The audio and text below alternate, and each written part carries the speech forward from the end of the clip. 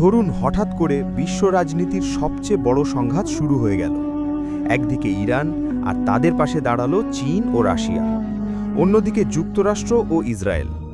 তখন পৃথিবীর পরিস্থিতি কোন দিকে যাবে? এই যুদ্ধ কি তৃতীয় বিশ্বযুদ্ধের দিকে নিয়ে যেতে পারে? আজকের ভিডিওতে আমরা সহজভাবে বিশ্লেষণ করব, যদি ইরান, চীন এবং রাশিয়া একসাথে যুদ্ধ শুরু করে তাহলে বিশ্ব রাজনীতিতে কী ঘটতে পারে। প্রথমে শক্তির দিকটা দেখি। যুক্তরাষ্ট্র বিশ্বের সবচেয়ে শক্তিশালী সামরিক শক্তি। তাদের কাছে আছে অত্যাধুনিক বিমান, যুদ্ধজাহাজ, ড্রোন এবং বিশাল সামরিক বাজেট। ইসরায়েলও ছোট দেশ হলেও প্রযুক্তি ও গোয়েন্দা শক্তিতে খুবই শক্তিশালী। অন্যদিকে রাশিয়ার রয়েছে বিশাল সেনাবাহিনী এবং শক্তিশালী ক্ষেপণাস্ত্র ব্যবস্থা। চীন দ্রুত গতিতে তার সামরিক শক্তি বাড়াচ্ছে এবং তাদের অর্থনীতি ও প্রযুক্তিও শক্তিশালী। ইরান সরাসরি যুক্তরাষ্ট্রের মতো শক্তিশালী না হলেও তাদের কাছে রয়েছে বহু ক্ষেপণাস্ত্র, ড্রোন এবং মধ্যপ্রাচ্যে শক্তিশালী মিত্রগোষ্ঠী।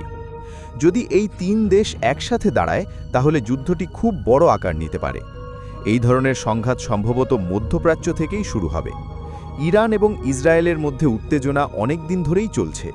যদি সেখানে সরাসরি যুদ্ধ শুরু হয়, যুক্তরাষ্ট্র দ্রুত ইসরায়েলকে সমর্থন দেবে। এদিকে রাশিয়া ও চীন সরাসরি যুদ্ধে না নামলেও ইরানকে অস্ত্র, প্রযুক্তি এবং অর্থনৈতিক সহায়তা দিতে পারে। তখন যুদ্ধ শুধু একটি দেশের মধ্যে সীমাবদ্ধ থাকবে না, বরং বিভিন্ন অঞ্চলে ছড়িয়ে পড়তে পারে। এই যুদ্ধের সবচেয়ে বড় প্রভাব পড়বে বিশ্ব অর্থনীতিতে। মধ্যপ্রাচ্য থেকে বিশ্বের বড় অংশের তেল সরবরাহ হয়। যুদ্ধ শুরু হলে তেলের দাম হঠাৎ করেই অনেক বেড়ে যেতে পারে। ফলে বিশ্বের অনেক দেশে জ্বালানি সংকট, মুদ্রাস্ফীতি এবং অর্থনৈতিক সমস্যা দেখা দিতে পারে। শেয়ার বাজারেও বড় ধস নামতে পারে। সবচেয়ে বড় প্রশ্ন হলো, এটা কি তৃতীয় বিশ্বযুদ্ধের রূপ নিতে পারে? কারণ এই দেশগুলোর অনেকের কাছেই রয়েছে পারমাণবিক অস্ত্র। যদি সংঘাত নিয়ন্ত্রণের বাইরে চলে যায় তাহলে পরিস্থিতি খুবই বিপজ্জনক হয়ে উঠতে পারে।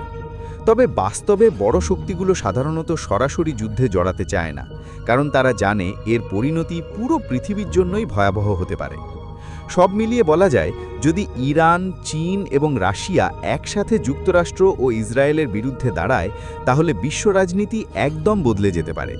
এটা শুধু একটি আঞ্চলিক যুদ্ধ থাকবে না, বরং পুরো বিশ্বের অর্থনীতি, নিরাপত্তা এবং ভবিষ্যতের ওপর প্রভাব ফেলবে। তবে এখনও বিশ্বশক্তিগুলো সরাসরি বড় যুদ্ধ এড়ানোর চেষ্টা করছে।